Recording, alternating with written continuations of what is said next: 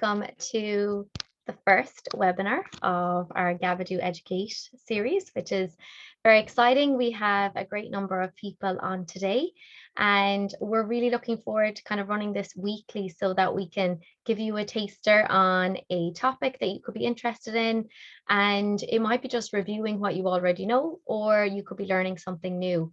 So today's topic is self-regulation. How it's going to work is I'm going to present for about 15 minutes. As I'm presenting, please pop any questions that you have in the Q&A box. I'll get to as many as I can, but we're going to keep it to the 30 minutes because I know a lot of people are on their break, or everyone has a busy lifestyle. So we're going to try and discuss this very complex topic, but really kind of peel it back for parents so that you can take away a few snippets of information. So as I mentioned there, pop your questions into the Q&A box. I won't be able to offer individualized advice for anyone, but you can get that individualized support through Gabadoo. And if you are getting support around this area, you will be selecting emotional self-regulation or sensory processing as your area of focus. So we'll get started. So the topic is self-regulation, and this is just coming up so much this week. So for anyone who doesn't know my background, I'm Jess. I'm an occupational therapist, and I'm also co-founder of Gabadoo. So I suppose self-regulation is something that I do in my own clinical practice. It's something that comes up when I'm working with any child or any family, because it's a process that we all go through, and it's something that is just so foundational. So I think there's a lot more coming out. We're getting a lot more awareness around the importance of understanding self-regulation and understanding where that comes from, but it's really becoming recognized as that foundational role in promoting well-being throughout the lifespan. So we're not just talking about babies or young kids, we're talking throughout the lifespan, and it actually impacts on educational goals, it impacts on physical health, emotional well-being. So it really is that foundational role. And the reason I've done this as the first topic is because some parents that come on Gabadoo, they feel like there's loads of areas they need to work on. And I often say this is your foundational level. So if this is the area you feel you need a little bit of support, it's a great starting point, because any skills that you pick up can be really helpful, not only for yourself but for your child as well. So what is self-regulation? There are so many different definitions out there. I really like this one by Murray. So it's defined as a person's ability to manage their attention and their emotions well enough to complete tasks, organize their behavior, control impulses, and solve problems. So the first thing is to think about the complexity of that. So when we talk about a child should be able to self-regulate, or we want a child to be able to self-regulate throughout the day, that's a really complex process. And so we need to remember that self-regulation is a process, and we are working on our ability to self-regulate throughout our lifespan. And it starts to become a little bit easier in our teens and young adults. But for some children and adults, they will need more support around their self-regulation. So I'm going to talk about co-regulation and the importance, but I just really want to focus there on how difficult self-regulation is. So you think about your own regulation now. How are you feeling self-regulated enough to be able to listen, to be able to pay attention, to be able to not be preoccupied with other things that might be going on in your head? How are you self-regulating in this moment? So for some people, they may not be feeling self-regulated. Maybe they're hungry, maybe you haven't had a cup of coffee. So if that's the case, maybe you need to go and grab yourself a cup of coffee or a tea, or you might need to stand up and move around to really help your attention or to help your emotions. So the easiest way of thinking about self-regulation is thinking about your own regulation. And a very important thing to remember is regulation doesn't just mean being calm. So sometimes when we talk about regulation, it's almost like we're trying to feel calm, but feeling calm may not be how we're feeling in that moment. So regulation is actually connecting with how you're feeling within that moment, those emotions, so that you can then shift that experience. So for instance, that could be, you're feeling really anxious about a test coming up. That's a very appropriate internal sensation and emotion about a test. Then in order to regulate or self-regulate, to be able to go into that exam, you might have, some little things that your parent told you about, I just need to try my best. You might do something, you might fidget, you might move around or rock to help self-regulate those feelings. That is self-regulation. You're shifting your experience to be able to cope with the task at hand. You're able to organize your behavior, but it doesn't mean being calm. It actually means connecting with those emotions and those feelings. And that's just so important, because when we connect with those internal feelings, that's when we can start to understand our emotions a little bit better as well. So a really important thing to remember is that self-regulation can be influenced by external factors like environment. So a child might be able to self-regulate much easier at home, but maybe when they're in school, that environment brings on its own sensory experiences and demands. Maybe a child is finding it hard to self-regulate there. Internal factors can also impact on self-regulation. So temperament is one. So if you have a child that is very shy or anxious, they may need a bit more support or co-regulation. Sensory preferences. So if your child has diverse needs or their sensory needs are diverse, this can obviously impact on self-regulation as well, and they'll need more of that co-regulation in environments that they might find challenging. And their ability to cope with change. For some children that like predictability and routine, obviously their ability to self-regulate can be impacted on when there's unpredictability. So really considering those factors for any parents that are listening that might have a child with diverse needs, thinking about that self-regulation process and how they may need more of that support to be able to self-regulate. So that's a little snippet initially to help you understand the complexity of self-regulation and everything that it kind of encompasses. Now we're really going to talk about where self-regulation comes from and how we can support this. So as a parent, you will be doing this process with your child already, but now we're going to give it a name. So it's called co-regulation, and this is this supportive interactive process between caring adults and children, youth and young adults to foster self-regulation. So it doesn't just end at 5 when they head off to school. This process is constantly happening. So if you're a parent of a teenager, think about the level of co-regulation that is needed when we're going through these really tricky times, these transitional periods. Maybe we're dealing with hormones, there's a lot going on from our social life. That co-regulation can be really important. And some parents will even say to me, yes, sometimes even my teen maybe wants me to lie with them before they go to bed at night. They're looking for more of that support, that tactile input, that co-regulation. So it's just so instinctual for some parents to want to support their child, and make sure you listen to that instinct. So if you feel your child really needs that support within that moment, it's important that we shift away from this compliance thinking that a child needs to comply. And if they're doing a behavior that maybe we don't typically see or they don't typically do in a situation, to think more curious about that behavior. Why might they be doing that?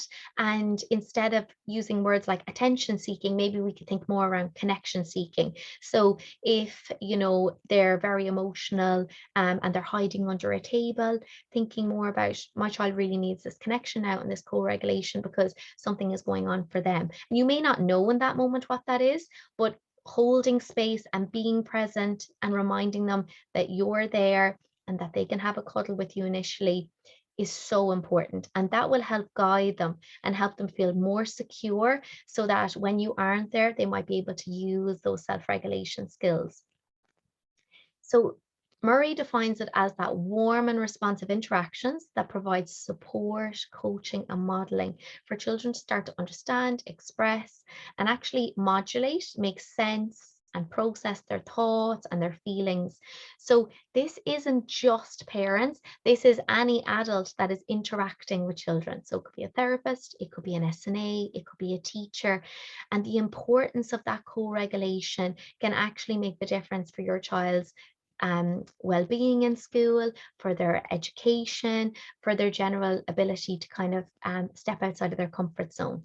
So if you have a child who has support from an SNA in school, it's really helpful to think about years that they might have found it much easier in school. Do they have a very supportive and responsive SNA.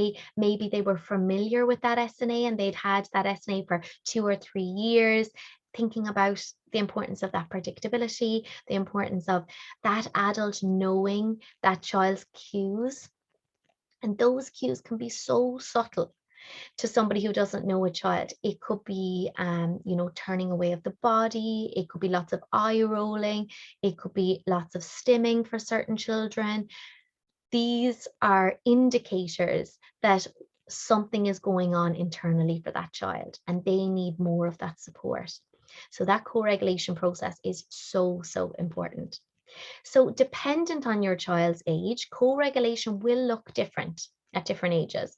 So a child's or a teen or young adult's capacity for self-regulation grows over time, but it actually remains critical across the lifespan.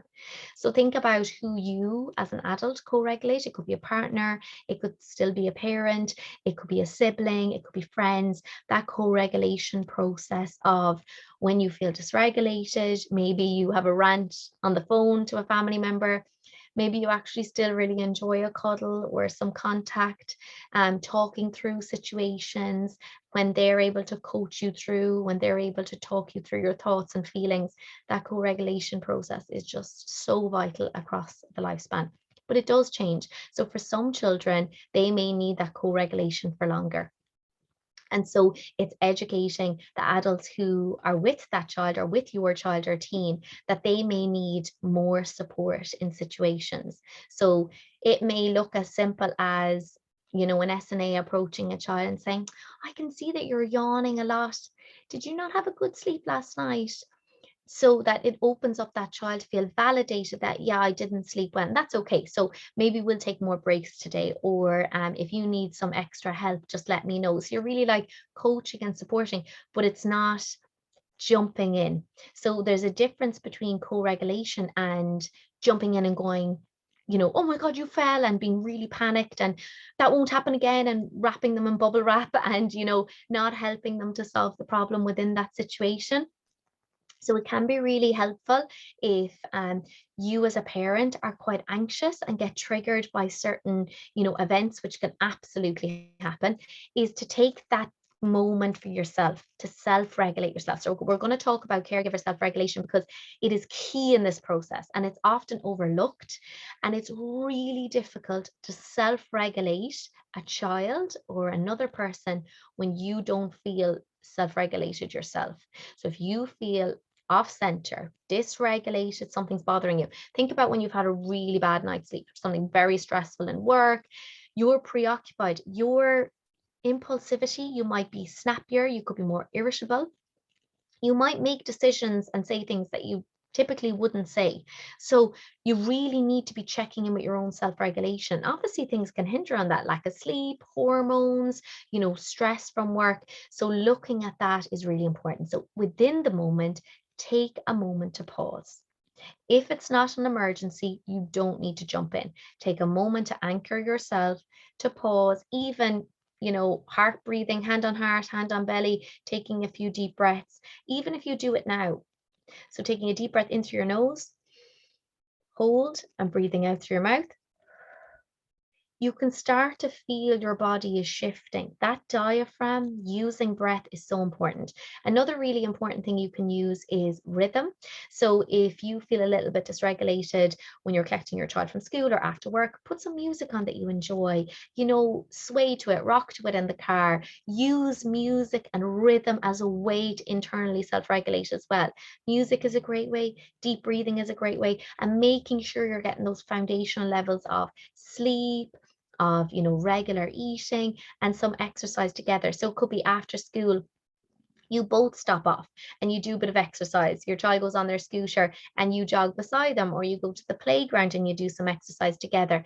Building those type of self-regulatory routines can really, really help, and help from both sides. So really consider your own self-regulation and the importance of that.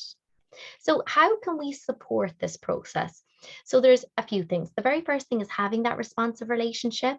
And so you may actually have that responsive relationship, but maybe your partner doesn't, or maybe a family member who minds the child doesn't. So it's really showing an interest in a child. It's picking up on those cues.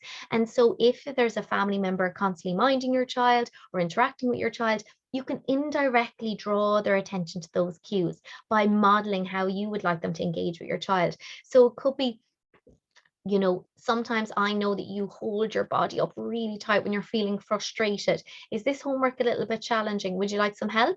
Or would you like to give it another go yourself? So you're modeling the type of language that you would like used with your child. You're also coaching others to know those cues. And that's really important. So it's validating your child's experience. It's connecting with them within that moment. And it's also potentially connecting with them and then revisiting something that you need to. So maybe your child, like, definitely if your child is in a meltdown or having a tantrum, that is not a learning moment. You just need that connection piece, and you can always come back to it later if you'd like to coach them around it. What's something different we could do if we're feeling like that? Or how do we know if our body is going to feel like that? You can come back to that later. So that responsive relationship, not only with small children, because often we have that lovely to and fro dance with a small baby where we're engaging them and we're responding to their needs. Remember that children and teenagers and young adults also need that. So maybe their way of connection seeking is slamming a door and saying that they don't want to talk to you. But remember that sometimes that's how they internally feel. And it's okay to say, that's okay, but I'm still downstairs if you want to chat later. Or maybe going for a drive or a walk together where you're introducing some kind of sensory input, and then they might be more open to chatting and, seeking that connection. So it's just important throughout the lifespan. I can't emphasize that enough.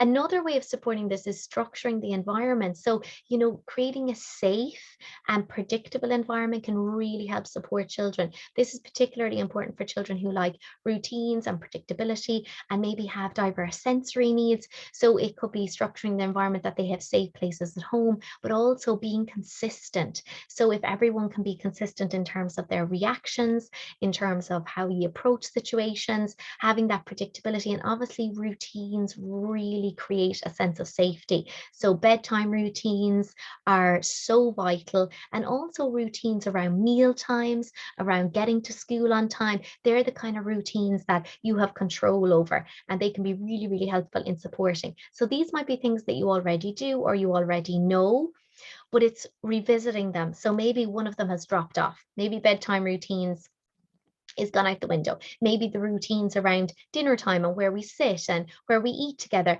maybe that's fallen apart. Can you revisit that and structure that environment so that there is some kind of expectations for kids, and that they know that and it's consistent? So teach and coach self-regulation skills. So remember, this is a skill like any other skill. It needs to be taught. So like you're the coach of a team, you need to model it, you need to practice it, you need to use everyday opportunities for learning. You need to be thinking about that. So if something happens and your child is very emotional, or they're finding it really hard to regulate their anxiety, maybe it's about an exam, maybe it's about going to school, it's that toing and froing between it, validating how they're experiencing it, coaching them through it. It could be a stepped approach for some kids, but it's all about making those progress, making those goals. So don't expect that your child will just have these skills. They will actually need to be taught. So if you feel like you're struggling yourself with your own self-regulation, that's what I want you to look at after this webinar. I want you to think about your own self-regulation. Are there things that you could build into your day that would actually help you to be more self-regulated? What would increase your bandwidth? What would help you be self-regulated throughout the day? And it could be as simple as having a phone call with a family member or a friend. It could be going for a walk. It could be, having a resistive band in the kitchen when you're cooking, so you're getting some of that lovely proprioceptive and tactile input. This is what I want you to think about first, is that caregiver self-regulation that will automatically improve the co-regulation process with your child. And so that's our kind of starting point, is regulating yourself so that you can be present and you can pause and you can think within that moment of, how can I coach my child? There's no right or wrong. It's actually, this is a process as well. And so sometimes you're going to get it right and sometimes you're going to get it wrong. And, that's a learning process as well. And everybody's human. So remember that go with how you feel in that moment. And if you feel that it didn't work, then you can revisit that and you can trial something else. And if you feel like because of your child's motor or sensory needs, that this co-regulation process is maybe a little bit trickier, you can get support for that. So you can get support from a therapist face-to-face, or you can get support through Gabadoo, and we can help guide you around that process so that you can trial things that might help that self-regulation process as well. Because although that relationship and that connection, we will often build in sensory input around that. So when we're maybe talking about that co-regulation piece, maybe you both could be in a swing together, or maybe you might wrap some lycra around the two of you and you could be swaying to rhythmic music. Maybe we need to increase that intensity around that connection. For some children, they need more of that sensory input to feel grounded and to feel contained and feel safe. And so occupational therapists are skilled in that area and they can guide you through that. So what we're going to do now, because we've got 10 minutes left, is I'm going to go through a few questions. I'm happy to answer any questions that you have in relation to this topic. This is obviously a massive topic in itself. I have a blog post about it on Gabadoo. I often share content about it through our Instagram page, Gabadoo. And as I mentioned already, if you need individualized support, you can get that. So I'm going to have a little quick look at the questions. So is there auditory regulation exercise I can do with my son? He can make loud noises when in a restaurant or when excited watching a favorite program. So this is a really good question. So first, what we're going to do is kind of talk about what we had talked about before. So being curious about behavior. So your son makes loud noises when in a restaurant. So the very first thing to think about is why your child might be making loud noises. So for some children, when we are in a very loud environment, we can tend to hum or make loud noises ourselves so that we are in control of the auditory input. So if a restaurant is very busy, some children will prefer if they can listen to music because they are in control of the input. And so therefore then they don't feel that they need to be roaring or loud, so that they're trying to hone in on one sound, because there could be lots of triggers around them, people moving chairs, people serving food. So if for this parent, I'd love you to think initially around, could this actually be that my child is trying to communicate to me through these loud noises? Or is it that he potentially could be trying to drain out a lot of that background noise that's going on in a very busy restaurant? So as I said about sensory, kind of trial and review here. So it could be removing some sound for him and allowing him some control with music. It could be seeing, does he do it when you're in a really quiet cafe with very little people in there, or is this kind of consistently happening? So really thinking curiously around this. Or when excited watching a favorite program. So once again, you've already articulated that you think that this could be a self-regulatory behavior because your child's excited, they're feeling those big emotions. And so some children will stim, or some children will make loud noises during those times to really kind of self-regulate themselves. So you might find that sometimes it's fine for your child to use loud noises to help self-regulate them. It can also be really helpful to introduce some kind of music. So I love the fact that you've already thought about auditory regulation. One thing I would say for this child is absolutely explore doing a Gabadoo and do it for sensory processing, so that we can kind of give you a more individualized program. In terms of auditory regulation programs, you can explore things like quick shifts, which is formulated from therapeutic listening. So quick shifts albums you can actually download and you can use at home, or there's more strict programs like the Safe and Sound protocol, where you can find a practitioner who will help support you around that. So there are two programs that you can definitely explore. So quick shifts and Safe and Sound protocol. What are your thoughts on self-regulation when playing video games? My teenager is in meltdown before they realize that they need to self-regulate. Okay, so this is when I was talking about, it's a really good question about self-regulation. So if a child or a teenager is finding it hard to read internal sensations, that they are actually starting to build, it could be frustration, it could be anxiety.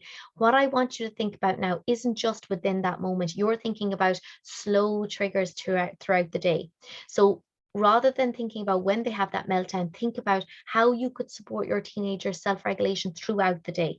And so you might have found things when they're a child that works, but now that they're a teenager, it needs to become age appropriate.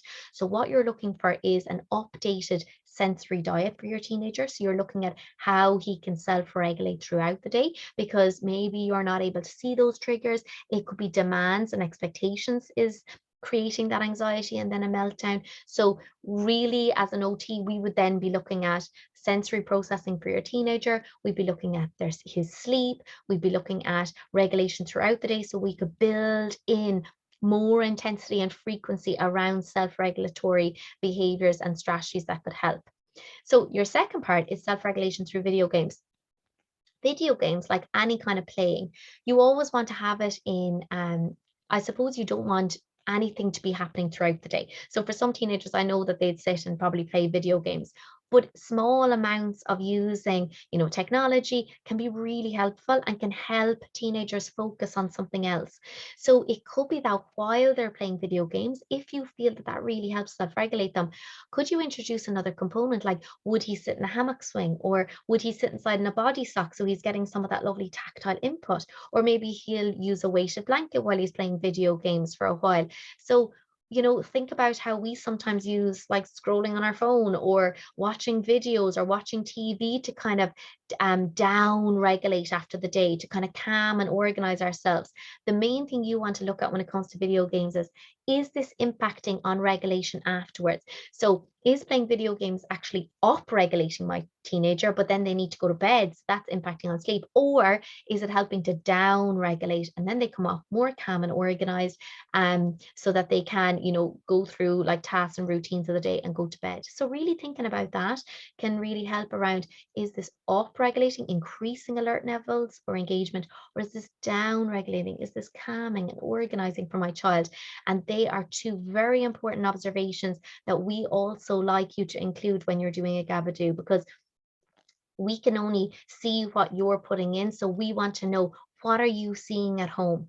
What behaviors are you seeing that can make us curious about what might support your child, your teen, your young adult's ability to actually self-regulate at home? So thank you so much for those questions. They were excellent. I'd like to thank everyone for coming to this first webinar of our Gabadoo Educate series. Obviously, this will be happening every Friday, which is really exciting. If anyone has any requests for what you would like me to include in these, please message me through our Instagram page on Gabadoo. And that way then I can actually have a think about what people are looking for and what age groups are parents looking for as well. So thanks for all those lovely comments, and I hope you have a fantastic day and weekend, and I hope to see you next week again.